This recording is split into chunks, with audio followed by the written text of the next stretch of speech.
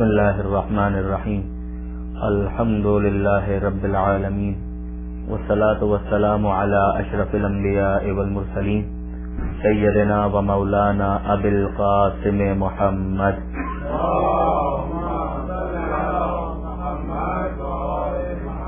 و اہل بیتہ الطیبین الطاہرین المعصومین المظلومین المنتجبین المنتخبین المیامین لا سیما علی الامام المنتظر والحجة الثانی عشر واللعنة الدائمة الباقية على أعدائهم أجمعين من يوم ظلمهم إلى قيام يوم الدين. اللهم إنا نرغب إليك في دولة كريمة تعز بها الإسلام وأهله وتذل بها النفاق وأهله وتجعلنا فيها من الدعاة إلى طاعتك والقادة إلى سبيلك وترزقنا بها كرامة الدنيا والآخرة. رب اشرح لي صدري ويسر لي أمري واحلل عقدة من لساني يفقهوا قولي واجعلني خالصا لوجهك الكريم يا الله. صلوات على محمد وآل محمد. أما بعد فقد قال الله سبحانه وتعالى في القرآن الحكيم بسم الله الرحمن الرحيم انظر كيف فضلنا بعضهم على بعض وللآخرة أكبر درجات وأكبر تفضيلا. صلوات على محمد وآل محمد. برادران عزیز، کل شام کے حوالے سے میں نے کچھ گزارشات آپ کی خدمت میں پیش کی تھی، اور اس کانٹیکس میں کہ جو کربلا معلیٰ کا واقعہ ہے اور اس کے بعد کا جو پیریڈ چوتھے امام کی امامت کا ہے، تو اس پیریڈ میں ہمیں عالم اسلام میں امام حسین کی شہادت کے اثرات، اس کے ایفیکٹ بہت واضح طور پر نظر آتے ہیں، اور جس کے نتیجے میں ایک بہت بڑا مارک ڈفرنس جو ہمیں نظر آیا وہ یہ کہ لوگوں میں اظہار کی جرأت اور کریج پیدا ہوا کہ وہ اپنے آپ کو ایکسپریس کر سکیں. اسی کے ذیل میں کچھ کوفے کے حوالے سے میں نے گزارش کی تھی کہ دربار ابن زیاد کے اندر کیا ریئیکشن تھے جب ابن زیاد توہین کر رہا تھا امام مظلوم کے سر مبارک کے ساتھ، اور اسی قسم کی چیزیں ہمیں شام کے اندر بھی نظر آتی ہیں کہ شام میں جب قافلہ اہل بیت کو اسیر بنا کر لایا گیا تو وہاں پر بھی حالانکہ وہ لوگ بنیادی طور پر اگنورنٹ، ان کو پتہ بھی نہیں ہے کہ اہل بیت کے ایمانوں میں ہیں کون، انہیں قرآن مجید کے ٹیکسٹ سے تو آشنائی ہے مگر اس کے جو مصادیق ہیں ان سے کوئی زیادہ آشنائی نہیں تھی. مگر اس کے بعد جب یہ قافلہ پہنچتا ہے تو اس کا نتیجہ یہ ہوتا ہے کہ آہستہ آہستہ لوگوں کے درمیان ایک اویئرنیس پیدا ہونا شروع ہو جاتی ہے، انہیں پتہ چلتا ہے کہ اہل بیت کون ہے، ان کا تعارف ہونے لگتا ہے. کل میں نے آپ کی خدمت میں یہ گزارش کی تھی کہ ایک بہت امپورٹنٹ ڈیولپمنٹ شام کے علاقے میں اس وقت ہوئی تھی کہ جب جناب ابو ذر غفاری رضی اللہ تعالیٰ عنہ وہاں پر تشریف لائے تھے. چھوٹے چھوٹے اور بھی واقعات ہمیں نظر آتے ہیں، یعنی میں یہ نہیں کہہ رہا کہ شام والوں کا بالکل مدینے میں آنا جانا ہی نہیں تھا اور انہیں بالکل بھی پتہ نہیں تھا، نہیں ایسا نہیں تھا. اکا دکا کچھ واقعات اس قسم کے ملتے ہیں. مثلا جب امام حسن علیہ الصلوۃ والسلام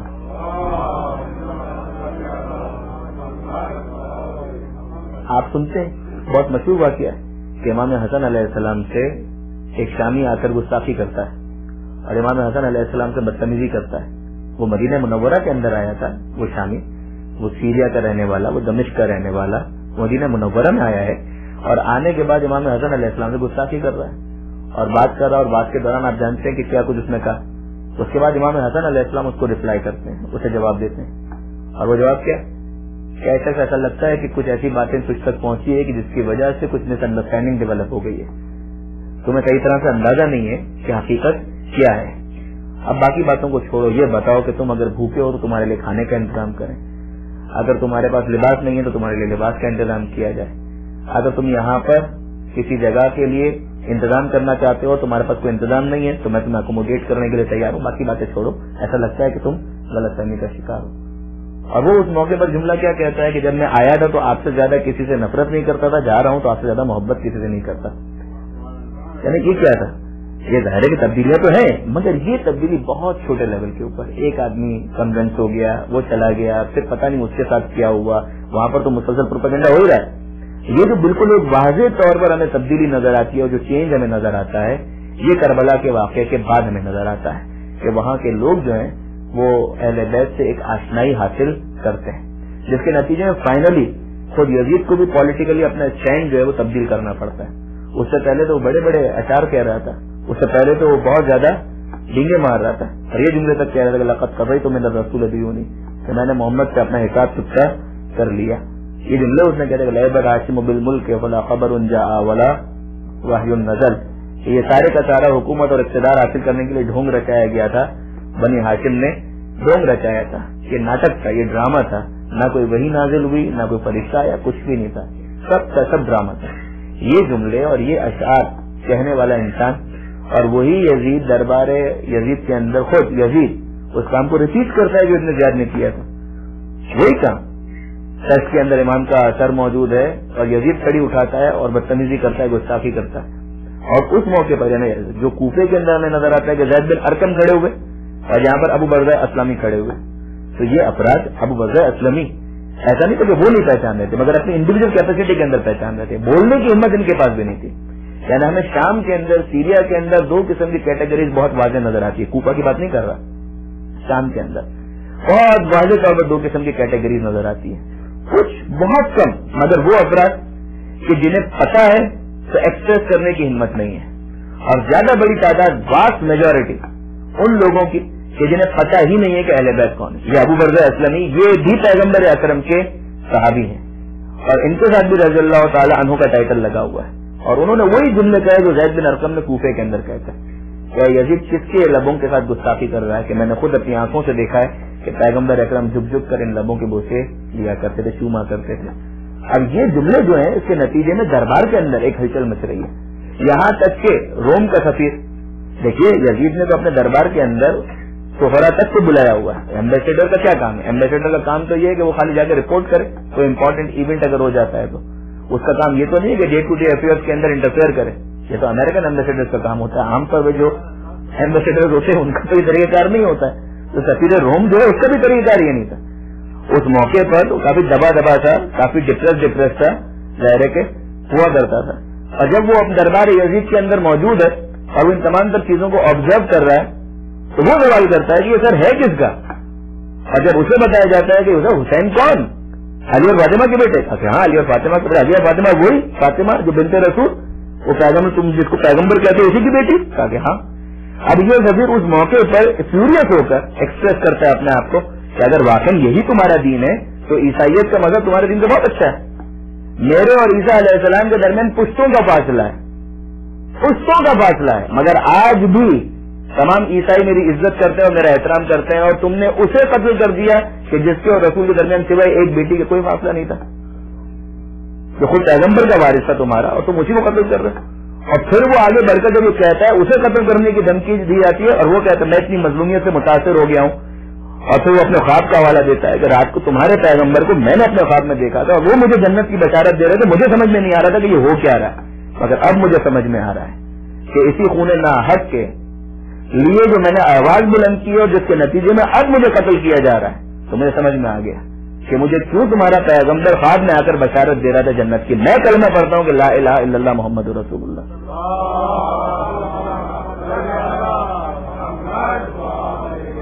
اور پھر اس کو قتل کر دیا گیا.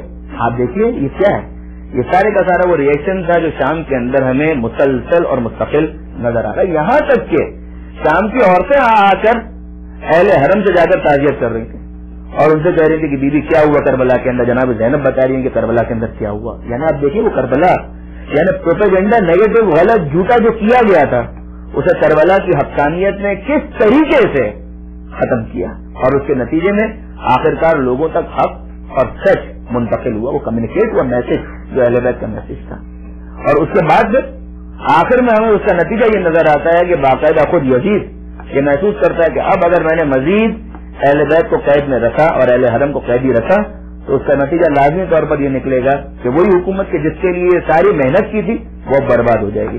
تو سیاست وقت کا تقاضا یہ تھا کہ اہل بیت کو رہا کیا جائے. اور اس کے بعد تو پھر ہمیں اور بھی بہت کچھ نظر آتا ہے. یزید یہاں تک کہتا ہے وہی جو وہ شعر کہنے والا جو میں نے آپ کے سامنے پیش کیے, پھر آخر میں تو یہ کہتا ہے کہ خدا ابن مرجانہ کا برا کرے مجھے ذلیل کرا کے رکھ دیا, ابن زیاد کا خدا برا کرے مجھے ذلیل کرا کے رکھ دیا. لوگ میرا نام بھی اب سننے کے لیے تیار نہیں. اسے شعر بن گیا کہ نام یزید داخل اسلام ہو گیا. تو وہ اسی زمانے سے شروع ہو چکا تھا. پھر اس کے بعد تو وہ آزاد بھی کر رہا ہے, سب کچھ کرو, کہہ رہا ہے ابن زیاد پہ خدا لعنت کرے. آپ دیکھیں گے کہ واقعاً حسین کی فتح کا یہ ایک بہت بڑا ثبوت ہے کہ جو عام طور پر بظاہر فتح مند ہو جائے, فاتح ہو جائے, تو اس کے بعد پھر اس کا یہ طریقہ کار کبھی نہیں ہوتا ہے کہ وہ اس فیل کے اوپر کسی اور کو بلیم کرنے لگے کہ اس نے یہ کام انجام دیا, اس نے یہ کام انجام دیا. لیکن نہیں, کربلا کے واقعے کے بعد ابتدا میں سارے کے سارے افراد آگے بڑھ بڑھ کر کہہ رہے ہیں کہ ہم نے یہ کام کیا, ہم نے یہ کام کیا, ہم نے یہ کام کیا. جیسے جیسے وقت آگے گزرتا ہے اس کے بعد ہمیں نظر آتا ہے کہ سب اپنی جان چھڑانے کی بات کرتے ہیں. یزید کہتا ہے میں نے نہیں کیا, ابن زیاد کہتا ہے میں نے نہیں کیا, عمر سعد کہتا ہے میں نے نہیں کیا, عمر سعد کہتا ہے مجھے ابن زیاد نے کہا تھا, ابن زیاد کہتا ہے مجھے یزید نے کہا تھا, یزید کہتا ہے کہ ابن زیاد نے کر دیا. یہ سب سے سب اپنی ذمہ داری دوسرے کے اوپر شفٹ کرنا چاہتے ہیں. پہلے سب کلیم کر رہے تھے اور خوش خوش آ رہے تھے, مگر بعد میں سب کے سب اپنی جان چھڑانا چاہتے ہیں. یہ سب سے بڑا ثبوت ہے کہ واقعاً حسین مظلوم کی فتح کا اس سے بڑا ثبوت اور کیا ہو سکتا ہے. یزید کا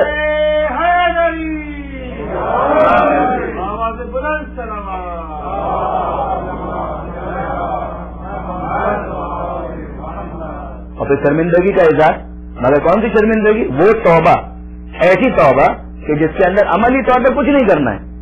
یعنی وہی توبہ جو چھوٹے لیول کے اوپر ہم دیکھتے ہیں کہ انسان اگر مومن ہونے کا بھی دعوے دار ہو تو اس کے بعد پھر کیا نظر آتا ہے ہمیں؟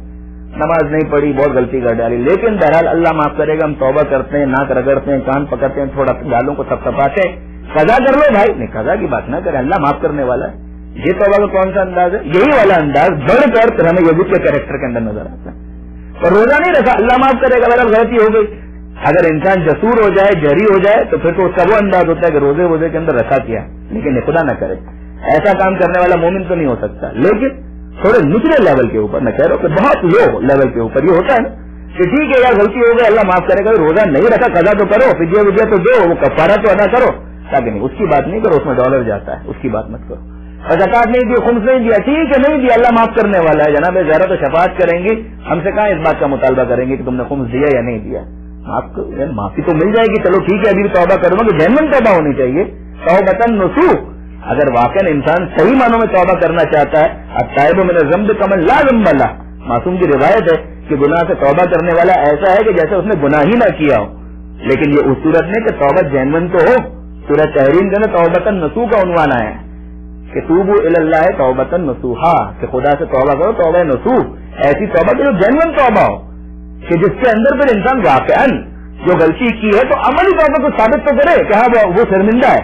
اگر صرف اور صرف دنیا کو دکھانے کے لیے اور پولیٹیکلی ایک توبہ کی جا رہی ہے تو اس کا تو کوئی ویٹ نہیں. آپ دیکھ ڈالیے باقاعدہ, ہمیں باغ صدق کے جو مجرمین ہیں وہ نظر آتے ہیں یہ کہتے ہوئے شاید دیدی معاف کر دیجیے. ارے یہ معافی مانگنا کیسا ہے؟ یعنی تم نے جو خلافت پر قبضہ کیا وہ چھوڑنے کے لیے تیار ہو؟ سوری, وہ نہیں چھوڑ سکتے, وہ چھوڑنے کے لیے تیار نہیں. اچھا فدق پر جو قبضہ کیا ہے کم سے کم فدق ہی واپس کرو, سوری وہ بھی واپس نہیں, بس آپ راضی ہو جائیے. یہ کیا بات ہے؟ یعنی یہ راضی کرنے کا کون سا انداز ہے کہ جو قبضہ ہم نے کیا ہے اس کو برقرار رکھیں گے, جو ہم نے مال غصب کیا ہے اسے ہم برقرار رکھیں گے, مگر اس کے بعد آپ راضی ہو جائیے, مگر اس کے بعد آپ مان جائیے ہماری خطا جو ہے اس کو معاف کر دیجیے. جناب سیدہ کا جملہ کیا تھا آپ کے ذہن میں ہے؟ جناب سیدہ فاطمہ الزہرا سلام اللہ علیہا,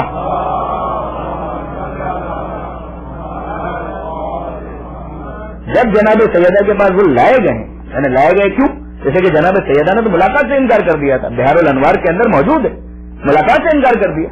بخاری کے الفاظ ہیں غضبت وما تکلمت حتی ماتت, کہ جناب سیدہ غضبناک رہی, بات نہیں کی یہاں تک کہ جناب سیدہ اس دنیا سے رخصت ہو گئی, بات نہیں کی جناب سیدہ نے. معاملہ اتنا چیز ہے, مگر سفارشی ٹھہرایا کسے؟ خود مولا کائنات کو. علی خود کرو, ہم بات کرنا چاہتے ہیں. مولا کائنات لے کر آئے کہ ٹھیک ہے تم بات کرنا چاہتے ہو, اتنا میں انتظام کر دیتا ہوں. اور لے کر آئے اور دروازے کے اوپر نوک کیا اور کہا اے فاطمہ یہ دونوں تم سے ملاقات کرنا چاہتے ہیں. اور جناب سیدہ نے فرمایا کہ اے علی میں ان سے کوئی بات نہیں کرنا چاہتی, لیکن فاطمہ میں ان کو لے کر آیا ہوں کہ ٹھیک ہے ملاقات کرواؤں گا. ٹھیک ہے اگر علی آپ نے, یا ابو الحسن اگر آپ نے وعدہ کر لیا ہے تو میں ملاقات کر لیتی ہوں. اور اس کے بعد جب ملاقات ہوئی اور اس کے اندر وہی معافی تلافی کی بات ہوئی تو جناب سیدہ نے ایک سوال کیا, مجھے یہ بتاؤ کہ کیا تم نے پیغمبر اکرم کو یہ کہتے ہوئے سنا ہے یا نہیں؟ دیکھیے صدق کے اندر وہی حدیث کا سہارا لیا گیا تھا, جھوٹی حدیث کا. اب جناب سیدہ فرما دیا کہ یہ مجھے بتاؤ کہ تم نے پیغمبر اکرم سے یہ سنا ہے یا نہیں سنا ہے. جھوٹی تو بہت سی باتیں تم نے نقل کر دی, یہ بتاؤ یہ سچا فرمان سنا ہے کہ فاطمہ تو بضعۃ منی, فاطمہ میرا ٹکڑا ہے, من اغضبها فقد اغضبنی, جس نے اسے غضبناک کیا اس نے مجھے غضبناک کیا. ومن آزاہا فقط آزانی، اور جس نے اسے اذیت دی اس نے مجھے اذیت دی. کہا کہ ہاں بنت رسول، ہم نے یقیناً یہ جملہ پیغمبر اکرم سے سنا ہے. اب اس کے بعد فاطمہ زہرا فرماتی بی بی کہتی ہے کہ مجھے تم سے تو کوئی بات نہیں کرتی، اب میں اللہ سے مخاطب ہو کر کہتی ہوں اور پروردگار عالم سے دعا کرتی ہوں، اے پروردگار ان دونوں نے مجھے غضبناک بھی کیا ہے، ان دونوں نے مجھے اذیت بھی دی ہے. یہ جناب سیدہ کا ورڈکٹ تھا. تب فقط وہ کہیں کہ ٹھیک ہے ہم معافی مانگتے ہیں، معافی کرنا چاہتے ہیں، خطا ہماری بخشی جائے، مگر عملی طور پر ہم کچھ نہیں کرنا چاہتے کسی طریقے سے اپنا قبضہ ختم کریں، نہیں، وہ ہمارے لیے پاسبل نہیں. یزید کا ایٹیچیوڈ کیا ہے؟ یزید کا ایٹیچیوڈ بھی یہی سیاسی اعتبار سے نظر آ رہا ہے کہ اب حکومت جانے والی ہے، تو کسی طریقے سے رائے عامہ کو جو پبلک اوپینین ہے اسے اپنی فیور میں کرنے کے لیے کہ اتنا تو کرو کہ کم سے کم انہیں رہا کرو. اگر انہیں رہا بھی نہیں کیا تو معاملہ گڑبڑ ہو جائے گا. حق تو یہ ہے کہ اپنے آپ کو ٹرائل کے لیے پیش کرے، حق تو یہ ہے کہ اپنے آپ کو پیش کرے کہ ہاں جو مجھ سے خطا ہوئی ہے، غلطی ہوئی ہے، تو ٹھیک ہے مجھ سے قصاص لیا جائے اور قصاص لینے کے بعد مجھے قتل کر دیا جائے. پھر دیکھیں گے شاید خدا میری توبہ قبول کرتا ہے یا نہیں کرتا. نہیں، وہ کوئی چیز نہیں، کسی قسم کی وہ چیز نظر نہیں آتی. ہاں یہ ضرور ہے کہ اظہار شرمندگی ہو رہا ہے کہ اس نے کر دیا اس نے مروا دیا، وہ کہہ رہا ہے کہ اس نے کر دیا اس نے مروا دیا. دیکھیے یزید کے یہ جملے بتاتے ہیں کہ اس کا منشا اور مقصد کیا تھا. کاش یہ نہ ہوتا، کاش میں نے حسین سے بیعت کا مطالبہ نہ کیا ہوتا، کاش.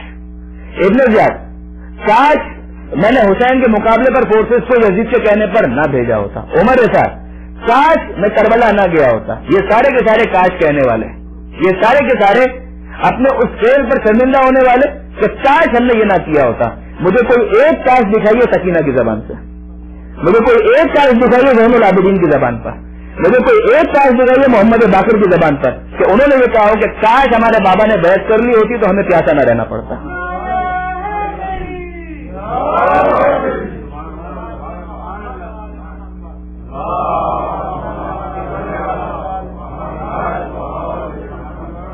اپنی پیاس کا اظہار کریں گے تاکہ اتمام میں حجت ہو سکے. مگر یہ جملہ آ جائے کہ کاش کاش کاش. جناب سکینہ 3 سال 3.5 سال 4 سال کیا ایج ہے، معصومیت ہے، بچپنا ہے، مگر اس کے باوجود کہیں آپ کو نظر نہیں آئے گا کہ بابا اگر ان سے بچپنے میں معصومیت ہی میں وہ بچی کہہ دے کہ بابا اس طرح سے کچھ کمپرومائز ہو جائے کہ آپ اگر بیعت کا یہ لوگ مطالبہ کرتے ہیں آپ کر لیجئے. لیکن نہیں، یہ بچے ہونے کے باوجود اتنے میچور ہیں کہ معلوم ہے کہ واقعا حسین کا موقف کتنا اصولی موقف ہے. تو حسین نے کہا مثلی لا یبایع مثلا، مجھ جیسا اس جیسے کی بیعت نہیں کر سکتا. تو حسین آخر تک اپنے اس موقف پر قائم رہیں گے، ممکن ہی نہیں ہے. اور یہ جملہ تو وہ ہے کہ جو امام مظلوم کا ہے. عمر سعد کا جملہ کیا ہے؟ خود عمر سعد کا جملہ بھی اسی قسم کا ہے امام مظلوم کے بارے میں. یعنی وہ بات آپ ذرا سوچیے کہ جو عمر سعد کو سمجھ میں آ رہی ہے کہ حسین کے بچوں کو سمجھ میں نہیں آئے گی. جب ابن زیاد کے سامنے یہ پروپوزل رکھا تھا، کس نے؟ عمر سعد ہی نے خط بھجوایا تھا کہ بھائی حسین سے میری بات ہوئی اور حسین تو کہہ رہے ہیں میں مملکت اسلامیہ چھوڑنے کے لیے تیار ہوں. تمہیں حکومت سے مطلب ہے، تم اقتدار کے رسیا ہو، تم اقتدار چاہتے ہو. حسین کہہ رہے ہیں کہ مملکت اسلامیہ چھوڑ کر جا رہا ہوں. امر بالمعروف اور نہی عن المنکر کرنے کے لیے مملکت اسلامیہ میں ہونا ضروری نہیں ہے، کسی اور جگہ جا کر وہ پیغام پہنچایا جا سکتا ہے. ٹھیک ہے، تم اگر اس قابل نہیں ہو اور پیغام نہیں سننا چاہتے، ٹھیک ہے میں کہیں اور چلا جاتا ہوں. مگر ابن زیاد یزید کی اس انسٹرکشن کی روشنی میں اور شمر کے یاد دلانے پر جواب کیا لکھتا ہے؟ یہ جواب دیا نا کہ دیکھو تم سے یہ کہا گیا ہے کہ حسین سے بیعت طلب کرو، اگر حسین بیعت کرتے ہیں تو ٹھیک ہے، اگر نہیں کرتے تو ان کا سر کاٹو، ان سے جنگ کرو. اور اس موقع پر پھر عمر سعد نے کوئی مطالبہ بیعت کا نہیں کیا ہے. اس کے جملے کیا ہے؟ یہ تو ہونا ہی نہیں ہے، یہ تو ہونا ہی نہیں ہے. عمر سعد خود کہہ رہا ہے یہ تو نہیں ہونے والا ہے. ان بین جنبی قلب ابی ہے. ارے حسین یزید کی بیعت کرے. عمر سعد کہتا ہے کہ حسین کے سینے میں اس کے باپ کا دل ہے، نہ اس کے باپ نے کبھی بیعت کی تھی نہ وہ بیعت کبھی کرے گا. یہ تو اصولی موقف، اس کے اندر تو کوئی فلیکسیبلٹی نہیں. ہاں اس کے علاوہ بات کرو کہ نیگوشیشن مذاکرات وہ ٹھیک ہے، لیکن اس سے ہٹ کر یہ قطعاً نہیں ہو سکتا. تو یہی وہ والی بات کہ جو اس موقع پر خود عمر سعد سمجھ رہا تھا کہ یہ نہیں ہونے والا ہے. ابن زیاد اصرار کر رہا ہے. وہ کیوں اصرار کر رہا ہے؟ یزید کے کہنے پر اصرار کر رہا ہے. مگر آپ دیکھیے کہ جب یہ قافلہ پہنچا ہے شام میں تو اب کیا سید سجاد سے یہ مطالبہ کیا گیا؟ سید سجاد سے مطالبہ نہیں کیا گیا. یعنی حسین سے مطالبہ تھا بیعت کا، حسین نے انکار کر دیا. سید سجاد گرفتار کر کے لایا گیا, اریسٹ کر کے لایا گیا, اور اب بظاہر لوگوں کے پریشر پر چھوڑنے پر بھی جب مجبور ہو رہے ہیں تو کیا کوئی بیعت کا مطالبہ ہے کہ مجھے خلیفہ تسلیم کرو, مجھے رسول کا وارث تسلیم کرو, جانشین تسلیم کرو؟ نہیں, کوئی مطالبہ نہیں کیا جا رہا. یہ خود یزید کی شکست کا ایک اور اینگل اور ایک اور پہلو ہے کہ جب وہاں پر قافلہ پہنچا ہے وہاں پر کوئی مطالبہ نہیں کیا جا رہا کسی قسم کا, اور یزید نے تو نہیں کیا. یزید کے مرنے کے بعد دیکھیے یزید بہت زیادہ عرصے کو زندہ نہیں رہا. کربلا کے واقعے کے بعد, کربلا کا واقعہ 61 ہجری 61 محرم کا واقعہ, 62 63 64 ربیع الاول 14 تاریخ یزید کا کل اقتدار 3 سال اور کچھ مہینے. اور آپ دیکھیں گے ربیع الاول 64 ہجری میں جب یزید اس دنیا سے گیا ہے اور واصل جہنم ہوا ہے تو اس کے بعد اقتدار پر کون آیا؟ اس کے بعد اقتدار پر کچھ دنوں کے لیے خود اس کا بیٹا جس کا نام اس کے باپ ہی کے نام پر تھا, معاویہ ابن یزید ابن معاویہ, اور اس نے منبر پر آ کر اور سب پر آ کر کیا کہا کہ واقعاً اگر دنیا کوئی اچھی چیز تھی تو ہم لوگ اس سے بہت فائدہ لے چکے, اور اگر بری چیز تھی تو جتنا نقصان ہم نے برداشت کیا ہے اس سے زیادہ نقصان برداشت کرنے کی ہمت ہم نے نہیں ہے. میرے باپ نے بھی حسین سے نزاع کر کے ایک گناہ اور جرم اور خطا کا ارتکاب کیا, اور میرے دادا نے علی سے نزاع کر کے جرم گناہ اور خطا کا ارتکاب کیا. دونوں قبر میں موجود ہیں اور دونوں کے دونوں اپنے مظالم کا حساب کتاب دے رہے ہیں. مجھ میں اتنی ہمت نہیں ہے کہ میں مزید یہ کام کر کے قبر میں جا کر عذاب کا سامنا کر سکوں. میں یہ اقتدار چھوڑتا ہوں, مجھے یہ خلافت نہیں چاہیے, مجھے تمہاری بیعت کی ضرورت نہیں ہے. آپ ذرا غور فرمائیے, یزید کا وارث اس کا بیٹا, حسین کا وارث اس کا بیٹا. یزید کا وارث اپنے باپ کے کرتوت پر شرمندہ ہے مگر حسین کا وارث اپنے باپ کی شہادت پر قطعاً شرمندہ نہیں ہے. کسی بھی اعتبار سے آپ کو شرمندگی سید سجاد کے جملوں میں نظر نہیں آئے گی, کہیں پر بھی نظر نہیں آئے گی. اور یہاں تک بعض مورخین نے تو لکھ دیا کہ یزید کے بیٹے نے جا کر یہ جملہ تک کہہ دیا کہ اگر تم بیعت کرنا چاہتے ہو مجھے تمہاری بیعت نہیں چاہیے, اگر تم بیعت کرنا چاہتے ہو جاؤ اور جا کر مدینے میں سید سجاد کے ہاتھ پر بیعت کرو کہ وہ اس کے حقدار ہیں. کہاں یزید مطالبہ بیعت کر رہا تھا اور کہاں یزید کا بیٹا کہہ رہا ہے کہ نہ میں حقدار, نہ میرا باپ حقدار, نہ دادا حقدار, جو حقدار ہے وہ مدینے میں سید سجاد ہے, جاؤ اس کی بیعت کرو.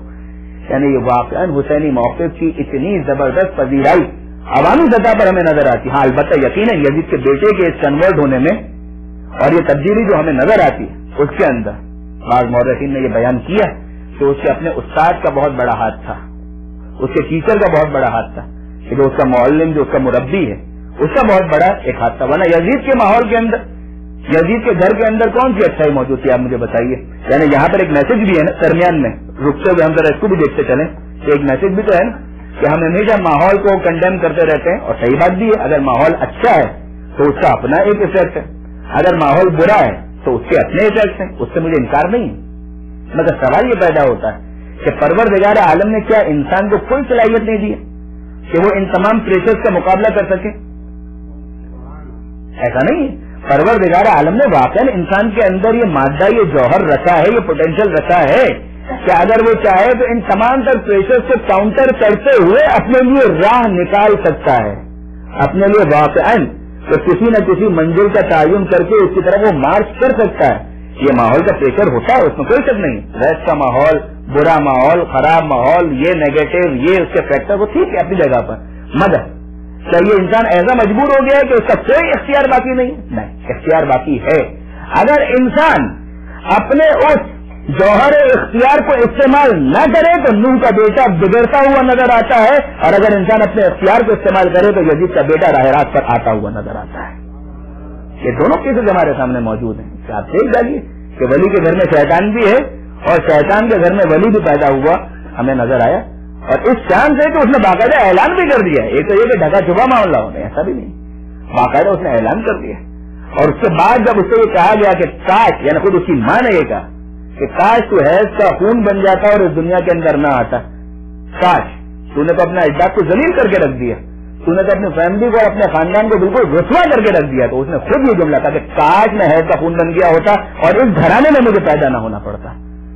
اس حد تک اس نے احقاق الحق کیا, اس کو بھی قتل کر دیا گیا, اس کے استاد کو بھی قتل کر دیا گیا, ٹھیک ہے, مگر اس نے جو کام اس کے ذمہ تھا کم سے کم اس نے کر دیا, اس نے اس کام کو انجام دیا. اب آپ دیکھیے یہ تھا شام کا معاملہ جو مختصراً ہم نے دیکھا. اب آئیے کوفے کے حوالے سے. دیکھیے شام کا علاقہ, جیسے کہ میں نے کل بھی گزارش کی تھی کہ شام کے علاقے کی اپنی ایک ہسٹری ہے اور کافی تفصیلی ہسٹری ہے.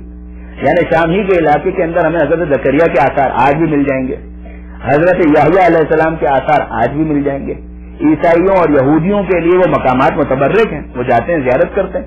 ظاہر نبی خدا ہونے کے حوالے سے جو جناب زکریا کا مقام ہے وہ اس اعتبار سے ہمارے لیے بھی متبرک ہے. جو جناب یحییٰ علیہ السلام کا مقام ہے تو اس اعتبار سے وہ ہمارے لیے بھی متبرک جگہ ہے. ٹھیک ہے, مگر اگلا مرحلہ کہ وہاں پر جو ہسٹری ہمیں نظر آتی ہے وہ خود پیغمبر اکرم کے زمانے میں ایٹ لیسٹ سٹی ایگزسٹ کرتی تھی, وہ شہر ایگزسٹ کرتا تھا, شام کا شہر ایگزسٹ کرتا تھا. کوفہ شہر کا کیا کیس ہے؟ کوفہ شہر کا کیس دوسرا ہے. کوفہ شہر اگرچہ آثار انبیاء وہاں پر ہمیں نظر آتے ہیں, مقام حضرت نوح علیہ السلام, مسجد کوفہ کے اندر مختلف انبیاء کے مقامات, وہ تنور کے جہاں سے مثلاً وہ طوفان نوح کا آغاز ہوا تھا, وہ تمام مقامات اور نشاندہی بتاتی ہیں کہ اس کی بھی کوئی ہسٹری تو ہے. مگر وقت جب پیغمبر اکرم کا زمانہ تھا, کیا اس زمانے میں کوفہ شہر آباد تھا یا نہیں؟ کوفہ شہر آباد نہیں تھا. جواب, کوفہ شہر آباد نہیں تھا. شام کا علاقہ آباد تھا, کوفے کا علاقہ آباد نہیں تھا. پیغمبر اکرم کے زمانے میں, پیغمبر اکرم کے زمانے میں شام کا علاقہ ایگزسٹ کرتا تھا لیکن فتح نہیں ہوا تھا. یعنی وہاں پر مسلمانوں کی حکومت اسٹیبلش نہیں ہوئی تھی. ٹھیک ہے, وہ کب اسٹیبلش ہوئی؟ کل ہماری بات ہوئی کہ دوسری خلافت میں صحیح معنوں میں وہ حکومت اسٹیبلش ہوئی مسلمانوں کی, اور وہاں پر بنو امیہ کا اقتدار قائم ہوا. لوگ پہلے سے موجود ہیں, زمین بھی پہلے سے موجود ہے, شہر بھی آباد ہے, صرف حکومت تبدیل ہو رہی ہے, ایک مذہب تبدیل ہو رہا ہے, دین تبدیل ہو رہا ہے. یہ تبدیلی تھی شام کے اندر. مگر واٹ اباؤٹ کوفہ؟ کوفہ شہر ایگزسٹ نہیں کرتا تھا, زمین تھی مگر شہر آباد نہیں تھا, لوگ وہاں پر موجود تھے ہی نہیں. پھر وہاں پر لوگ لائے کب گئے اور وہ شہر آباد کب ہوا؟ صدری کے اندر تاریخ العموم والملوک, بہت مشہور تاریخ ہے, اس کے اندر پورا ایک چیپٹر ہے دوسری خلافت کے اندر, ہوا یہ بھی دوسری خلافت ہی کے اندر ہے. مگر یہاں پر لوگ موجود نہیں تھے, لوگ باقاعدہ باہر سے لائے گئے, اور جن لوگوں کو وہاں پر آباد کیا گیا, یہ بڑا انٹرسٹنگ پوائنٹ ہے. دیکھیے تقریباً 12 سے 16 ہجری, پیغمبر اکرم کی وفات کب ہے؟ 11 ہجری کے اندر. پیغمبر اکرم کی وفات کے بعد یہ جو علاقے وغیرہ فتح ہونا شروع ہوئے 12 سے 16 ہجری, اس پیریڈ میں مختلف علاقوں کو فتح کیا گیا.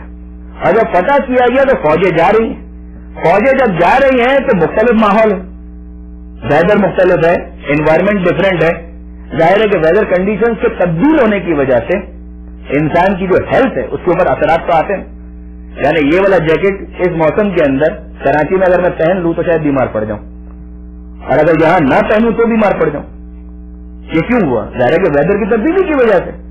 اب اگر مثال کے طور پر فرض کیجئے کہ ایک بہت بڑی جمعیت کو ایک ساتھ کسی اور علاقے کے اندر شفٹ کیا جائے تو ہوگا کیا؟ ظاہر ہے کہ ہو سکتا ہے ویدر کنڈیشن سوٹ نہ کریں, اور جب سوٹ نہ کریں گے تو کیا ہوگا؟ بیمار پڑیں گے. بیمار پڑیں گے تو کیا ہوگا؟ جو ان کی ایفیشنسی ہے اس کا فرق آئے گا, جو ان کے کام کرنے کی صلاحیت ہے اس پر فرق آئے گا. اور وہ فرق آیا, اور کن لوگوں پر آیا؟ ان فوجیوں پر آیا.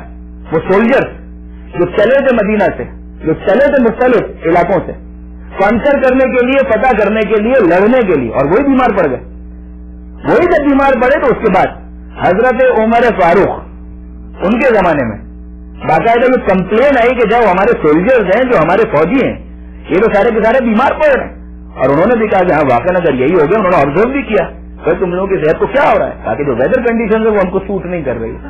پھر باقاعدہ انہوں نے ایک فارمولا بھی دیا, وہ بھی عجیب تھا. انہوں نے کہا کہ دیکھو جو موسم عربوں کے اونٹ کو سوٹ کرتا ہے وہی ان کے انسانوں کو سوٹ کرتا ہے. انہوں نے فارمولا بھی, ابھی کتنا صحیح تھا یا ٹوٹکا تھا یا کیا تھا وہ مجھے نہیں پتا, لیکن بہرحال سعد بن ابی وقاص جو فاتح عراق کے طور پر مشہور ہوئے, انہوں نے اس جگہ کو ڈھونڈا, حضرت عمر کی ہدایت پر کوفے کے علاقے کو تلاش کیا, اور تلاش کرنے کے بعد یہ فیصلہ کیا گیا کہ اس علاقے کو آباد کیا جائے, یہاں کی آب و ہوا بظاہر ہمیں سوٹ کرے گی. لہٰذا 17 ہجری کے اندر میں نے گزارش کی کہ 12 سے 16 ہجری یہ وہ پیریڈ تھا کہ جس کے اندر فتوحات ہوئی, فوجی سولجرز باہر نکلے, علاقوں کی ویدر ان کو سوٹ نہیں کر رہے تھے, الگ جگہ ڈھونڈی, اور 17 ہجری کے اندر کوفہ شہر کو ایز اے کنٹونمنٹ ایریا, ایک فوجی چھاونی کے طور پر آباد کیا گیا. اور وہاں پر پھر مکانات کی بنیاد ڈالی گئی. ابتدا میں کچے مکانات، پھر بعد میں تو پکے بھی کیے گئے. اور باقاعدہ مدینہ منورہ سے حضرت عمر اس پورے پروسیس کو مانیٹر کر رہے تھے. گلیاں بنیں گی تو کیسی بنیں گی، روڈ بنیں گے تو کیسے بنیں گے، مکانات کا اسٹائل کیا ہوگا، یہ تمام تر چیزیں ڈکٹیٹ کی گئی. اور ایز اے ریزلٹ ابتدا میں 17 ہجری میں 1 لاکھ کے قریب فوجیوں کو اور سولجرز کو وہاں پر آباد کیا گیا. یہ سارے کے سارے مدائن سے شفٹ ہو رہے تھے اور ان کو چوائس دی گئی کہ اگر تمہیں مدائن میں رہنا ہے تو تمہیں مدائن میں آباد کیا جائے، اور اگر مدائن چھوڑنا چاہتے ہو تو تمہیں کوفہ شہر کے اندر آباد کیا جائے. ان میں سے بڑی تعداد شہر کوفہ کے اندر آئے اور آ کر آباد ہو گئے. اور اس کے بعد جب وہ ویدر ان کو سوٹ کر رہا تھا تو ایز اے ریزلٹ پھر اگلی مہموں کے لیے ان کو آمادہ کیا گیا اور تیار کیا گیا کہ اگلی جتنی جو ایکسپیڈیشن ہیں ان کے اندر ان کو روانہ کیا جا سکے. اس طریقے سے 17 ہجری کے اندر کوفہ شہر کو آباد کیا گیا. بن سکے پیغمبر اکرم کے زمانے میں آباد نہیں ہوا، خلافت اولا میں آباد نہیں ہوا، خلافت ثانیہ کے اندر آباد کیا گیا. لوگ وہاں پر نہیں تھے، لوگ باہر سے لائے گئے.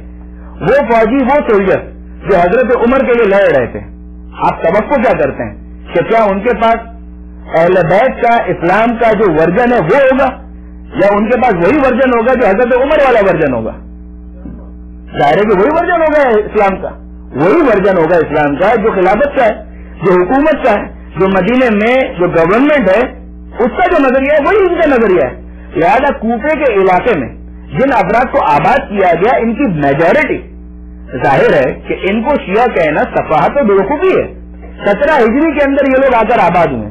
17 ہجری سے لے کر 27 ہجری 10 سال، 27 ہجری سے لے کر 36 ہجری 9 سال، 10 اور 9 19 سال تک یہ علاقہ حکومت وقت کے کنٹرول میں رہا ہے. حکومت وقت کے کنٹرول میں 36 ہجری میں پہلی مرتبہ صحیح معنوں میں مولا کائنات کی انٹری ہوتی ہے شہر کوفہ میں. کس وجہ سے ہوتی ہے؟ ظاہر ہے کہ شہر کوفہ کے اندر مولا کائنات جو تشریف لائے ہیں اپنی ظاہری خلافت کے بعد، کس پرپز کے لیے تشریف لائے؟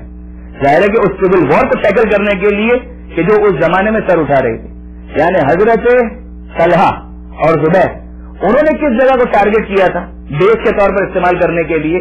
انہوں نے شہر بصرہ کو استعمال کیا تھا کہ بصرہ کے علاقے کے اندر رہ کر اپنی کارروائی کو انجام دیا جائے، جو الٹیمیٹلی جنگ جمل بنی.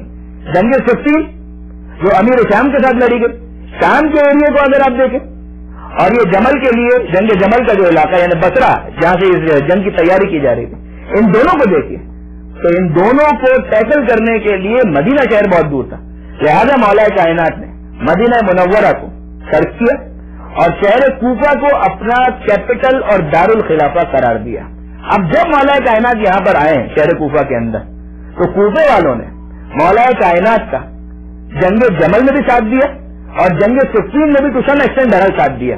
یعنی جو آرمی چلی ہے مولا کائنات کے ساتھ، تو یہ وہی افراد تھے جو کوفے کے رہنے والے تھے. ان کی ایک بہت بڑی تعداد.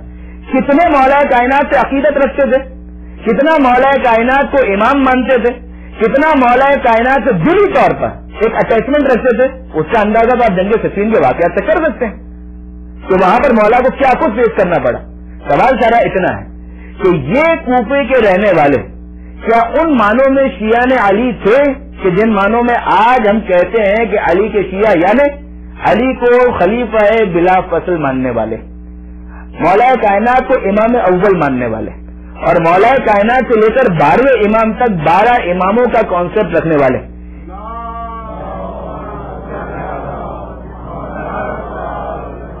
یہ واقعی ہسٹری کا ایک بہت بڑا سوال ہے کہ آیا ان لوگوں کو جو کوفہ شہر کے اندر موجود تھے، کیا مولا کائنات کا شیعہ ان معنوں میں کہا جا سکتا ہے کہ جس طریقے سے آج کہا جاتا ہے؟ جواب جی نہیں. مولا کائنات کے شیعوں کا تعارف پیغمبر اکرم کی زبان سے ہمارے سامنے آیا. کہاں پر؟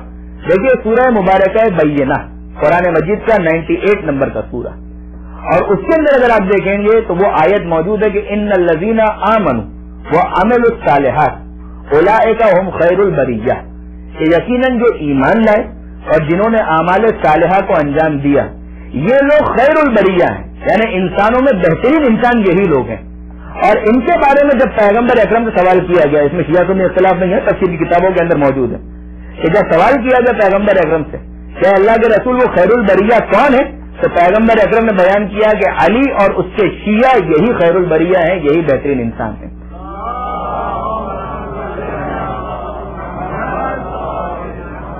یہ مطلب تو ہمارے سامنے آ گیا، کیا شیعہ ان کو کہتے ہیں، ٹھیک ہے. اب سوال یہ پیدا ہوتا ہے کہ ڈکشنری کے اعتبار سے شیعہ کا مطلب کیا ہے. ڈکشنری یا لغت اگر آپ اٹھا کر دیکھیں تو لغت کے اعتبار سے یا ڈکشنری کے اعتبار سے شیعہ کا مطلب ہے کسی پارٹی کے اندر شامل ہونا. یعنی اگر یہ کہا جائے کہ فلاں کا شیعہ، اس کا مطلب یہ ہے کہ فلاں کا ساتھ دینے والا، چاہے اس کا کاز اچھا ہو چاہے اس کا کاز برا ہو، یہ سپریٹ ایشو ہے، مگر اس کا شیعہ اس کو بہرحال کہا جائے گا. یعنی تاریخ کے اندر ہمیں صرف یہ نہیں ملتا شیعہ نے علی، ہمیں باقاعدہ ملتا ہے شیعہ نے بنو امیہ کے شیعہ. یزید کا ایک لیٹر ہے اور اس کے اندر اس کا جملے یہ ہے کہ میرے شیعوں نے مجھے اطلاع دی ہے. یزید کے بھی شیعہ ہوتے ہیں، شیعہ ہوتے ہیں. ڈکشنری کے اعتبار سے جو جس کا سپورٹر ہے، جو جس کا فالوور ہے، جو جس کا ماننے والا ہے وہ اس کا شیعہ. اس اعتبار سے اگر آپ دیکھیں جس طریقے سے، دیکھیے بہت سارے الفاظ، سید کا لفظ ایک اس کا اصطلاحی مفہوم ہے، ایک یہ ٹرمینالوجی استعمال ہوتی ہے اولاد رسول کے اعتبار سے. مگر کیا واقعا عرب آج تک سید کا مطلب سردار اور ماسٹر کے معنوں میں نہیں لیتے؟ لیتے ہیں. سید کلنٹن، سید جارج بش ہے نا. اخباروں کے اندر اگر آپ دیکھیں عربی اخباروں کے اندر تو وہ سید کلنٹن، سید جارج بش، وہ کس معنوں کے اندر؟ وہ اسے جو اولاد رسول ہو گئے وہ لوگ، نعوذ باللہ من ذالک، تو خدا نہ کرے. مگر یہ الفاظ اس طرح سے استعمال ہوتے ہوئے نظر آتے ہیں. آخری رسول کون ہے؟ پیغمبر اکرم کے بعد کوئی اور رسول آ سکتا ہے؟ جواب جی نہیں، بالکل نہیں آ سکتا.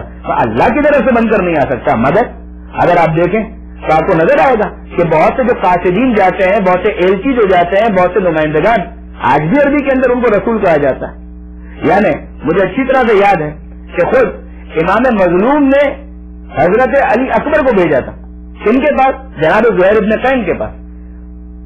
راستے میں حضرت زہیر ابن قین کو کنوینس کرنے کے لیے ارلی ہے وہ شیعہ بنی امیہ میں شامل تھے. ان کے لفظ عثمانین کہ وہ حضرت عثمان کے فالوورز تھے، جو زمانے میں کہا جاتا تھا اس کے اعتبار سے شیعہ بنی امیہ، ٹھیک ہے. مگر جب امام مظلوم نے اپنے نمائندے کو بھیجا ہے اور وہ نمائندے حضرت علی اکبر تھے، تو تاریخ کی کتابوں میں لفظ آیا کہ امام نے اپنے رسول کو بھیجا. وہ رسول تو اسی اعتبار ہے، وہ خدا کا رسول بنا کے نہیں بھیجا، لیکن رسول نے اپنا نمائندہ، اپنا قاصد، اپنا پیغمبر اسے بھیجا تو وہ آئے.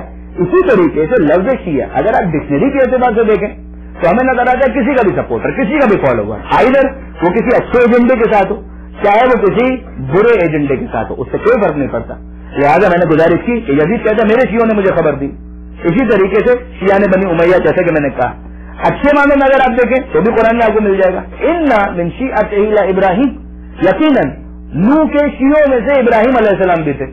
یعنی نوح کے چاہنے والوں میں، نوح کے ماننے والوں میں نوح کا اور ان کا ایجنڈا ایک تھا، لہٰذا وہ ان کے شیعہ تھے. مگر یہ شیعہ اچھے معنوں میں استعمال ہوا. آج اگر ہم یہ کہیں کہ مثلاً کیا حقیقت یہی ہے کہ پاکستان امریکہ کا شیعہ ہے، تو غلط تو نہیں ہے، غلط تو نہیں. تو پاکستان ایز اے گورنمنٹ کے پوائنٹ آف ویو سے اگر آپ دیکھیں پالیسیز کے اعتبار سے تو امریکہ کا شیعہ ہے، ٹھیک بات. اسی طریقے سے اگر ہم دیکھیں کہ طالبان اسامہ بن لادن کے شیعہ ہیں تو غلط تو نہیں. ان دونوں کا ایجنڈا ایک ہے. جب ایجنڈا ایک ہے تو اس کا نتیجہ یہ ہے کہ اس کو اس کا شیعہ کہا جاتا ہے. وہ الائڈ فورسز جو مل کر کسی جگہ پر ظلم دے کر رہے ہیں، ہمیں شیعہ نے امریکہ، شیعہ نے رشیا، ہو سکتا ہے. یعنی لفظ کے اعتبار سے اگر آپ دیکھیں تو ہو سکتا ہے. اسی طریقے سے جو ایران کے سپورٹ میں اس کو شیعہ نے ایران اب کہہ دیجیے، کوئی حرج نہیں، عربی کے اعتبار سے بالکل ٹھیک ہو جائے گا، اس میں کوئی پرابلم نہیں. ایجنڈا ایک ہے. ڈکشنری کے اعتبار سے تو ٹوٹلی ایگری کرنا بھی ضروری نہیں ہے. مثلا شام کو اگر ہم ایران کا شیعہ کہیں تو شام کی پوری پالیسی تو وہ نہیں ہے کہ جو ایران والی ہے، مگر اگر کسی ایک ایجنڈے کے اوپر وہ متفق ہو جائے تو ایک ایجنڈا اس اعتبار سے ایک دوسرے کے شیعہ ہو گئے. آپ غور فرما رہے ہیں. یعنی یہ اس لفظ کے اندر ایک وسعت پائی جاتی ہے. اصطلاحی اعتبار سے اس کا جو مطلب بنتا ہے وہ تو پیغمبر اکرم نے ارشاد فرمایا کہ یا علی انت وصیتوں کا ہم الفائزون، اے علی آپ اور آپ کے شیعہ یہی صحیح معنوں میں کامیاب ہیں. یعنی جس کا ایجنڈا علی کے ساتھ ہر اعتبار سے ایک ہے، علی بھی کامیاب ہے اور وہ بھی کامیاب ہے. یہ ہوا اصطلاح کے اعتبار سے. اور ظاہر ہے کہ اس کے لیے ضروری ہے کہ جو علی کے وارث بنتے چلے جائیں گے 12 کے بعد 11 علی کے بعد اور سب ملا کر 12، وہ سب کے سب ایک ہی ایجنڈے کے اوپر ہوں گے تو یہ کامیابی مل سکے گی، تو خیر البریہ کا ٹائٹل بن سکے گا. اور یہ بھی یاد رکھیے گا کہ یہ کوئی نئی چیز نہیں جو میں ڈسکور کر رہا ہوں آپ کے سامنے. مثلاً تحفہ اثنا عشریہ شاہ عبد العزیز محدث دہلوی، ان کی جو کتاب شیعت کی رد میں لکھی گئی اس کے اندر انہوں نے کیا کہا، یعنی تحفہ اثنا عشریہ یعنی gift to those people who claim to be इस्ना शरीफ, यही हुआ ना इसका मतलब। मगर उसके अंदर वो कहते हैं कि मैं इन 12 से बड़ी मोहब्बत करता हूँ, मैं इन 12 से बड़ी अकीदत रखता हूँ, लिहाजा इस किताब के चैप्टर्स भी 12 होंगे, फसलें भी 12 होंगी, वगैरह वगैरह। और बहुत से उलमा अहले सुन्नत ये कहते हैं कि जिस मानो में आप शिया कहते हैं कि अली का शिया, तो वो तो हम शिया है, वो तो हम शिया है, हम अली के मानने वाले, हम अली के फॉलोवर्स, कतई नजर इसमें डिबेट हो सकती है। लेकिन बहरहाल क्योंकि पैगंबर अकरम की रिवायत बहरहाल आई है, लिहाजा उसकी तादील करना या उसको किसी तरीके से दुरुस्त करने की कोशिश करना ये होता रहा है और आज भी होता है, बिल्कुल होता है उसके अंदर। अब आइए आगे बढ़िए। और किसी तक बात सही भी है, देखिए आज कोई भी सुन्नी खवारिज जिनकी तादाद बहुत कम है, मामूली है, नाकाबिल तवज्जो है, नजरअंदाज कर देने के काबिल खवारिज, नासबी अहले बैत से बुग़्ज़ रखने वाले कितने हैं? बहुत कम, बहुत महदूद। यानी वो जमाना तो गया ना जो अमीर शाम ने जिस चीज को इस्टेब्लिश करने की कोशिश की थी, करबला के वाक़े के बाद वो असरात वाक़ई खत्म हुए हैं, आहिस्ता आहिस्ता, मैं नहीं कह रहा ऑल एट वंस, लेकिन खत्म हुए। वो जमाना कि जब ये कहा जाता था ला सलाता इल्ला बिल्लाह ने अली इब्न अबी तालिब, नऊज़ बिल्लाह मिन ज़ालिक, कि नमाज नहीं हो सकती जब तक अली इब्न अबी तालिब पर लानत न की जाए, नऊज़ बिल्लाह।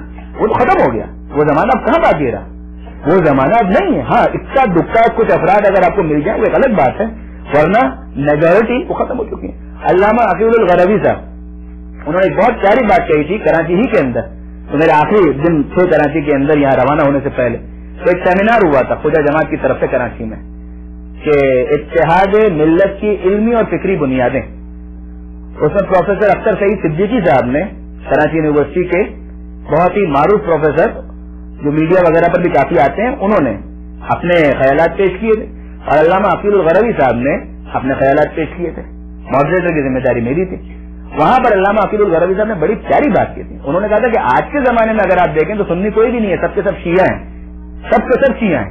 इसलिए कि अगर शिया का मतलब हुब्बे अहले बैत, अगर इस मानों में हम लें, 12 इमाम ना थोड़ा सा मुख्तसर करें, लेवल नीचे करें, जहां अहले बैत से मोहब्बत करने वाले, अगर इस मानों में हम लें शियों को, तो सारे के सारे शिया हैं। इसलिए कि कोई भी अहले बैत से नफरत आज के जमाने में नहीं करता, बुग़्ज़ नहीं रखता। जितने भी सुन्नी हैं वो सब के सब अहले बैत से मोहब्बत रखने वाले हैं। लिहाजा अब ये कहना चाहिए कि सब शिया है। कुछ वो हैं शिया कि जो फ़िक़्ह हनफी पर अमल करते हैं, कुछ शिया वो हैं जो मालिकी फ़िक़्ह पर अमल करते हैं, कुछ शिया वो हैं जो हम्बली फ़िक़्ह पर अमल करते हैं, और कुछ शिया वो हैं जो फ़िक़्ह जाफ़री पर अमल करते हैं। दुरूद भेजिए मोहम्मद व आले मोहम्मद।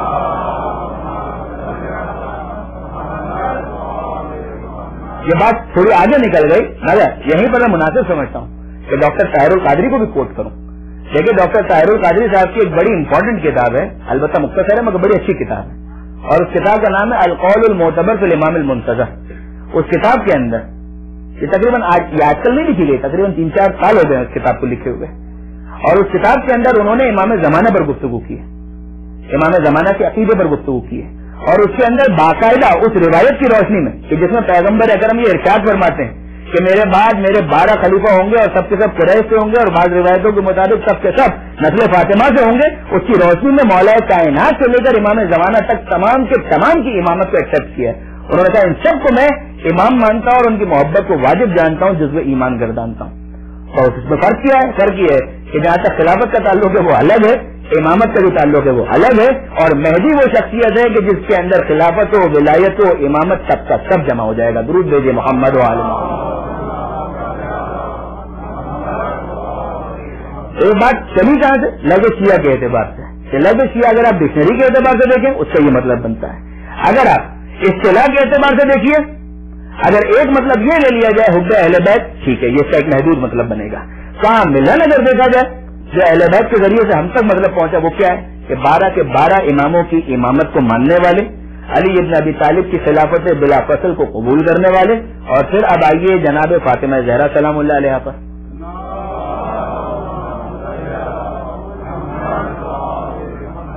लहजा तो कल्बुल मुस्तफा जनाब सैयदा पर लिखी गई बड़ी अच्छी किताब है, अरबी में अलबत्ता। उस किताब के अंदर ये रिवायत मौजूद है और ज़ाहिर किसी रेफरेंस के साथ है, मगर अभी जो मेरे ज़हन में किताब आ रही है मैं फकत उसी का तज़किरा कर रहा हूँ। तो उसके अंदर ये रिवायत मौजूद है कि जब जनाब सैयदा के सामने ये केस रखा गया, अल्फाज मेरे मतलब वही है जो जनाब सैयदा ने बयान किया, कि जब जनाब सैयदा के सामने किसी ने बयान किया शिया के हवाले से, बीबी ने फरमाया कि जो शिया हमारा है उसके ऊपर तो जन्नत वाजिब है, और ऐसे वाजिब है जहन्नम हराम है, जहन्नम में वो नहीं जाने वाला जो हमारा शिया है। تو جناب سیدہ سے سوال کیا گیا کہ بیوی پر ان کی کیا کوالٹیز کیا ہے؟ کوالٹی یہ ہے کہ کوئی حرام چھوڑتے نہیں ہے, کوئی حرام کرتے نہیں ہے, کوئی واجب چھوڑتے نہیں ہے. تو پھر سوال آیا, یعنی ایک شخص باقاعدہ اپنی زوجہ کے ذریعے سے یہ سوال بھیج رہا تھا جناب سیدہ کے سامنے. اس کی بیوی جواب لے کر آئے کہ سیاد اس کو کہتے پہلے تو بہت خوش ہو گیا جب جناب سیدہ نے یہ فرمایا کہ جنت میں جانے والے ہیں واجب ہے اور جہنم حرام ہے, بہت خوش ہوا. تو جب یہ سوال پوچھا ان کی صفتیں کیا ہیں, ان کی کوالٹیز کیا ہیں, اور جناب سیدہ نے یہ جواب دیا کہ کوئی واجب چھوڑتے نہیں ہے اور کوئی حرام کرتے نہیں ہے, تو پھر گھبرا گیا. اس نے کہا دیدی ہم تو یہاں پہ گڑبڑ ہوتی ہے, جا کے سوال کرو. اور وہ عورت جو اس کی زوجہ تھی اس نے جا کر پھر جناب سیدہ کے سامنے سوال رکھا کہ دیدی پھر ہم لوگوں کا کیا ہوگا, پھر ہم لوگ شیعہ تو نہیں ہوئے. کہا کہ ہاں شیعہ تو تم لوگ نہیں ہوئے, اگر واقعا گڑبڑ ہے, اگر حرام ہو جاتا ہے, واجب چھوٹ جاتا ہے, تو اس کے بعد صحیح معنوں میں وہ جو لیول ہے شیعہ کا اس پہ تو تم نہیں آئے. پھر کیا ہے, اگر تم محب ہو, ہاں محبت کرنے والے ہو, تو ہو سکتا ہے کہ اب الفاظ میرے میں اچھا رہا کہ کچھ جوتے کھانے کے بعد ہماری شفاعت تمہارے بھی شامل حال ہو جائے گی. درود بھیجیے محمد و آل محمد. کچھ انشاءاللہ براہ راست بھی ہو جائے گا معاملہ, لیکن بہرحال انسان اپنی کوشش تو کرے. اگر کوشش کچھ نہ کرے اور اس کے بعد توقع کرے تو اس کا کوئی مطلب نہیں ہے. واقعا دیکھیے غلطی ہو جانا, خطا ہو جانا اسی سفر کے دوران یا اسی 10 دن کا جو قیام تقریباً مکمل ہونے والا ہے, گھر کے کسی مجلس کے اندر میں نے اس آیت کو پیش کیا تھا, اسی کو پیش کروں, رات کی بات کم سے کم مکمل کر دوں کہ جو قرآن مجید کے اندر پروردگار عالم ارشاد فرماتا ہے سورہ احزاب کے اندر 33 سورہ کے اندر, یا ایھا الذین آمنوا اتقوا اللہ وقولوا قولا سدیدا یصلح لکم اعمالکم ویغفر لکم ذنوبکم ومن یطع اللہ ورسولہ فقد فاز فوزا عظیما. اے ایمان لانے والو تقوی اختیار کرو, بات کرو سیدھی اور صاف, گھما پھرا کے ادھر ادھر یہ کرنے کی ضرورت نہیں ہے. سیدھا اسٹریٹ بولو, کوئی تلوار لٹکی ہوئی ہے کہ ادھر ادھر گھما پھیرا کے بات کو کر رہے ہو, سیدھا سادہ بات کرو. کوئی فساد ہو رہا ہے, کچھ نہیں ہو رہا, بات کرو سیدھی اور صاف, بات کرو سیدھی اور صاف. قولوا قولا سدیدا, کیا ہوگا, یصلح لکم اعمالکم, اللہ کیا کرے گا, تمہارے اعمال کی اصلاح کر دے گا. یعنی اعمال تم کرو گے, اصلاح خدا کرے گا. آپ نے غور فرمایا اس کا مطلب کیا ہے؟ دیکھیے ہم کیا اور ہماری اوقات کیا ہے, ہم کیا عمل انجام دیں گے خدا کی بارگاہ میں, ہم کیا کریں گے. ہم نماز پڑھیں گے تو خدا کی بارگاہ میں کہہ سکتے ہیں پروردگار یہ نماز واقعہ میں کچھ شان کی ہے کہ جو تو مانگ رہا تھا اس سے بھی بڑھ کر ہے, بہترین نماز ہم نے پیش کی. ہماری نماز کے اندر 10,000 خرابیاں ہیں, ہماری مناجات کے اندر 100 پریشانیاں ہیں, خرابیاں ہیں. ہم اگر روزہ رکھیں تو وہ خلوص نہیں ہے, اگر ہم مال کماتے ہیں تو گڑبڑ ہو جاتی ہے, واقعا ٹھیک ہے. لیکن سارا معاملہ یہ پروردگار فرماتا ہے تم اپنی کوشش کرو, تم کوشش کرو گے, اس کے بعد کیا ہوگا, کمی رہ جائے گی, اس کمی کو ہم پورا کر دیں گے. یصلح لکم اعمالکم, تمہارے اعمال کی اصلاح ہم کر دیں گے. یہ بالکل وہ بچے والا معاملہ ہے کہ اگر آپ بچے کو کہیں کہ تصویر بناؤ, آپ اس کے ہاتھ میں پین برش پکڑا دیجیے, یہ ساری چیزیں رکھ دیجیے اور کہیں کہ تصویر بناؤ, وہ تصویر بنائے گا تو ایسی بنے گی جیسے یہاں پر بنے گی پین آف ٹیکس کے اوپر, ایسی تو نہیں بنے گی. آپ کہیں مسجد کی تصویر بناؤ, ایسی مسجد کی تصویر بنے گی جو یہاں پر بنی ہوئی نہیں بنے گی. وہ بیچارہ گڑبڑ کرے گا, اسکیچ جو ڈرا کرے گا اس کے اندر اتنا پروپورشن کا خیال نہیں ہوگا, کہیں سے کوئی دیوار آگے جاتے ہوئے نظر آئے گی, کچھ نیچے آتے ہوئے نظر آئے گی. اگر وہ کلر کرے گا تو کیا ہوگا, جہاں نیلا کرنا ہوگا پیلا کر دے گا, جہاں پیلا کرنا ہوگا وہاں پہ ہرا کر دے گا. یہ ہوگا, مگر آپ اس سے توقع کیا کرتے ہیں, توقع یہی کرتے ہیں کہ بیٹا کوشش تو کرو, تمہارے سامنے شیٹ موجود ہے, پینٹ اٹھاؤ, برش اٹھاؤ, کچھ کرنے کی کوشش کرو, جو کمی رہ جائے گی پھر ہم اسے پورا کر دیں گے. تو آپ اگر اتنا جذبہ رکھتے ہیں کہ کمی کو پورا کر دیں گے تو پروردگار ارحم الراحمین ہے, پروردگار عالم کو کم نہیں کرے. یصلح لکم اعمالکم, تم کوشش تو کرو, مرد میدان تو بنو, میدان میں تو آؤ, کچھ کرنے کی کوشش تو کرو. یصلح لکم اعمالکم, یہ ہے اصلاح. ویغفر لکم ذنوبکم, اور تمہارے گناہوں کی مغفرت بھی کر دے گا. تم کہو گے پروردگار جب ہم آئیں گے میدان میں تو ظاہر ہے کہ ہر شاٹ بلے کے ساتھ اس طرح سے تو نہیں لگے گا سیدھا باؤنڈری کے باہر ہی جائے, کہیں پر ایج آ جائے گا, اپچ کھیل دیں گے, بیٹ ہو جائیں گے, کیچ چلا جائے گا, ہوگا, کوئی مسئلہ نہیں ہے, ہم اسے بھی نظر انداز کر دیں گے, اس کی مغفرت کر دیں گے. تم بلہ لے کر میدان میں آؤ, اس کے بعد اصلاح کرنا بھی ہمارا کام ہے, مغفرت کرنا بھی ہمارا کام ہے. تم ویسے مت بنو کہ اسٹیڈیم میں بیٹھے رہو اور تالیاں پیٹتے رہو, نہیں, یہ نہیں. آؤ میدان کے اندر آؤ, کام کرنے والی بات کرو, کوشش کرو, اس کے بعد کمی رہ جائے گی تو اسے دیکھ لیں گے, اور اگر غلطی ہو جائے گی تو اسے معاف بھی کر دیں گے. درود بھیج دیجیے محمد و آل محمد.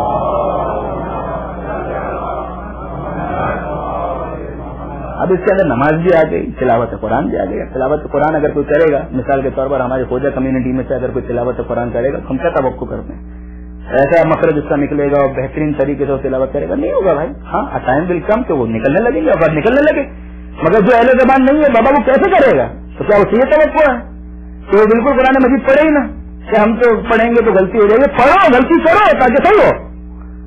अगर कोशिश ही नहीं करोगे तो सही कैसे होगा? और फिर अगर तुम्हारी कोशिश के बाद भी सही ना हो तो तुमसे मांगा भी नहीं है, तवक्को भी नहीं है तुमसे कि तुम इस तरीके से पढ़कर दिखाओ जिस तरह से कारी अब्दुल बासित पढ़ के दिखाता है।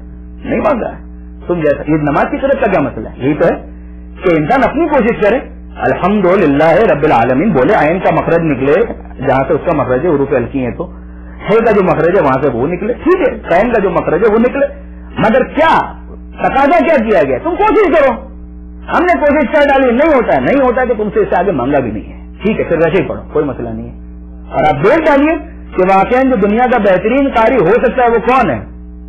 यानी अगर माजी में और मुस्तकबिल में और आज तमाम कारियों को जमा किया जाए, किसी एक की सरअत भी हजरत बिलाल के बराबर हो सकती है। और वो बिलाल वो है कि जो सही तरह से गलत करना ही नहीं जानते थे, उनको सही तरह से गलत करना आता ही नहीं था। वो गरीब तो बेचारे बोलते थे अशहदु अन ला इलाहा इल्लल्लाह, तो अशहदु अन ला इलाहा इल्लल्लाह निकलता था। वो अशहदु अन्ना मोहम्मद रसूल, अशहदु अन्ना मोहम्मद रसूलुल्लाह जानबूझ के खराब नहीं पढ़ते थे, बेचारे पढ़ ही नहीं पाते थे। मगर ये शरफ उनको हासिल है कि जब पैगम्बर अकरम के मौजिन का तस्करा किया जाता है तो नाम आता है बिलाल बिलाल बिलाल बिलाल। और लोग आकर वो अरब आप जानते हैं कितने मुतासिब होते हैं, कितना तासुब उनके अंदर भरा। वो कहते हैं ये हमारी जबान को खराब कर रहा है, सही तरह से पढ़ भी नहीं पा, हफ्ता का रहने वाला है, यहाँ का नेटिव भी नहीं है, सर्वर कर रहा है। अब जब वो पैगम्बर अकरम के पास आकर कंप्लेन करते हैं कि या रसूल अल्लाह ये देखें आपने किसको खड़ा कर दिया है, बिलाल को। ये अशहदु बोलता है, अशहदु नहीं बोलता है, सही तरह से बोल भी नहीं पाता। तो पैगम्बर अकरम मुस्कुराकर क्या जवाब देते हैं? सीनो बिलालिन शीनुन इंदल्लाह, तुम सुनते हो तो तुम्हें अशहदु नजर आता है, सुनाई देता है, मगर खुदा के पास अशहदु बनकर पहुंचता है। तो परवरदिगार आलम उसे अशहदु, यानी वो इस्लाम का परवरदिगार आलम जो है वो फकत और फकत ला यंजुर इला सुवरिकुम, सिर्फ सूरत को नहीं देखता है, जो दिलों के अंदर नीयत मौजूद है उससे परवरदिगार आलम देखता है। परवरदिगार आलम उसकी कदर करने वाला है, परवरदिगार मेहरबान खुदा है। यानी आप मुझे बताइए, आपकी औलाद अगर तुतला कर भी अगर कुछ बोलती है तो आपको अच्छा लगता है, आप उसको अप्रिशिएट करते हैं, सीने से लगा लेते हैं कि मेरे बच्चे ने कुछ बोला तो सही। तो परवरदिगार आलम को आपने क्या समझा है? हमारी मोहब्बत क्या अपनी औलाद से हो सकती है जो परवरदिगार की मोहब्बत अपने बंदों के साथ होती है? दुरूद भेजिए मोहम्मद व आले मोहम्मद।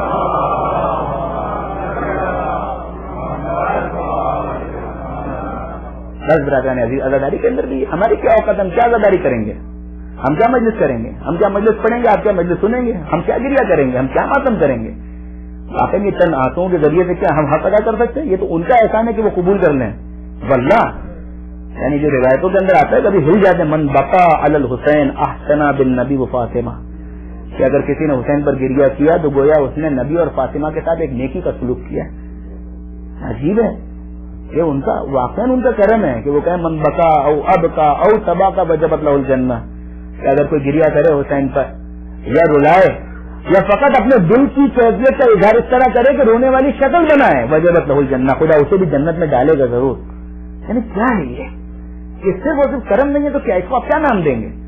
इससे वो सिर्फ कदरदानी है परवरदिगार आलम की, पैगम्बर अकरम की, जनाब सैयदा की, तो उनकी तरफ से कबूलियत हो रही है, वरना हम क्या पेश करेंगे? और वाकई अज़ादारी का हम क्या हक अदा कर सकते हैं? सोचिए, सैयद सज्जाद ने जिस तरीके से अज़ादारी की है, वाकई चौथे इमाम ने जिस तरीके से अज़ादारी की है, उस तरीके से क्या हम अज़ादारी कर सकते हैं?